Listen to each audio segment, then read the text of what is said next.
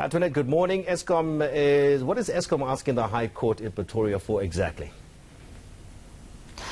Good morning. Yes, Eskom is actually asking the court to focus very narrowly on only one aspect of the tariff decision that Nersa took some time ago. The tariffs at stake are those from the current financial year until the end of March 2022. So Eskom is only asking the court in this first phase of the application to focus on the 69 billion rand of government assistance to Eskom. What Nersa did was to work out the allowable revenue that Eskom was supposed to recover through tariffs over this period, and then they deducted that 69 billion, the 23 billion per year for the 3 years. And Eskom is fighting to get that 69 billion rand back. But what Nersa is now saying is you have to look at this holistically. And if you look at it holistically, you will see that Eskom is actually its own worst enemy, and its own wastage and provision for things like bonuses is actually what landed Eskom in the bad position it is in. Nersa also states that some of the things they have to fix at Eskom are procurement failures, the expenditure you spoke about, basically saying that Eskom has to be a lot more responsible. That's right.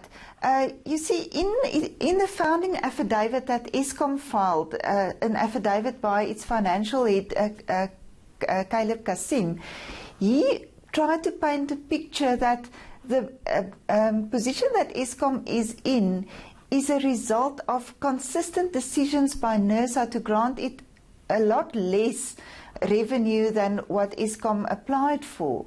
And Nersa says this is nonsense. If Eskom only did what we told them to limit costs and work more efficiently, Eskom wouldn't have been in trouble. But what they did was to not listen to us as Nersa, but work according to their corporate plan, which they agree with the Department of Public Enterprises on. And then when there's a funding gap, when they don't get enough revenue, they just borrowed more. And what's worse is that they are funding long-term projects with short-term expensive loans. And that is the root of the problem, according to Nersa.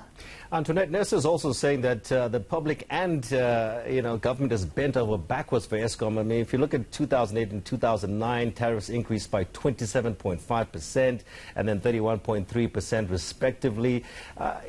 These increases, Eskom has been granted increases in the past, and we're still in exactly the same position we've been in for the last decade or so. Yes, Nersa shows that the tariff increases around 2008, 2009 and even the following two years were substantial. And the whole idea was to build in a step change in tariffs so that it would get to a level where it is cost reflective. And then from then on, Eskom would get only inflation-linked increases. But in the final year of the MYPD2 tariff period, that's around 2013, Eskom actually came back to Nersa, and that was very interesting because it was following a promise by then President Jacob Zuma that Eskom would moderate its tariff increases. And at that stage, Eskom asked Nersa to reduce the tariff increase. It was supposed to be 25% in that year, and Eskom said, no, it's okay, we can get along with 16%. And that is what Nersa then did.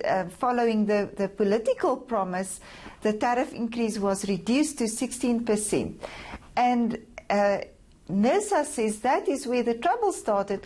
They were supposed to be on a better tariff path, but from their own, upon request from Eskom itself, it was reduced. And they also said from then on, corruption really took hold of Eskom.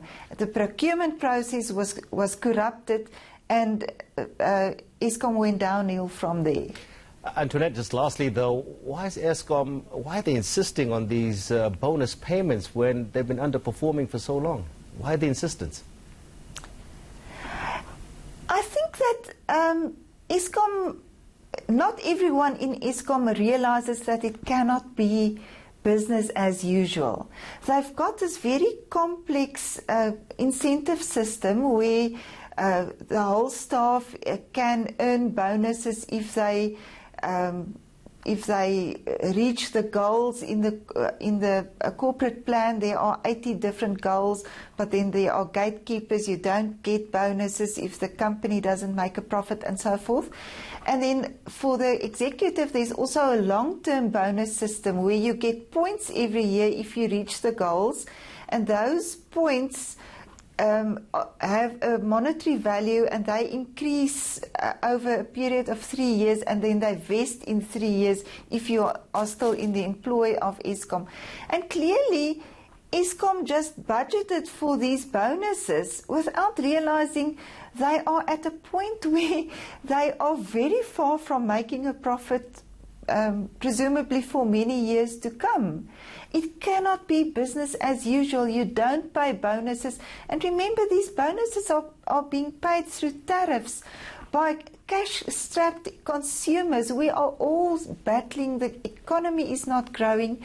You cannot budget for bonuses. It cannot be on the table at all. And Eskom has to realize it cannot be business as usual.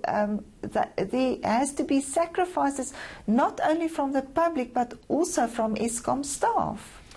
All right, interesting. Thank you so much for talking to us. That was Rapport Journalist Antoinette Slabbert. That urgent application will be heard on Wednesday in a couple of days' time.